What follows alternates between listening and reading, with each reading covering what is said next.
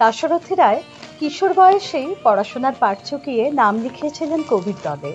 বর্ধমানের বিখ্যাত সেই কবির দলের কর্ত্রী ছিলেন অক্ষয়া বাইতিনী ওরফে আকাবাই। এই আকাবাইয়ের তখন বেজায় বদনাম। তার স্বামী এবং পরিবার তাকে ত্যাগ করেছিল। তিনি নিজেই গান বাঁধেন, দল চালান এবং গান গেয়ে রোজগার করেন।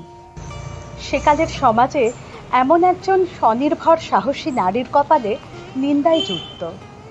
তাঁর দলের গান শুনতে লোকে ভিড় জমালেও তার প্রতিভার যোগ্য সম্মান কেউই দিত না। তাই দাশরথীর মতন একজন সৎবংশের সন্তান যখন অক্ষয়ার ঘনিষ্ঠ হয়ে উঠলেন, সে জিনিস কেউই ভালো চোখে দেখল না।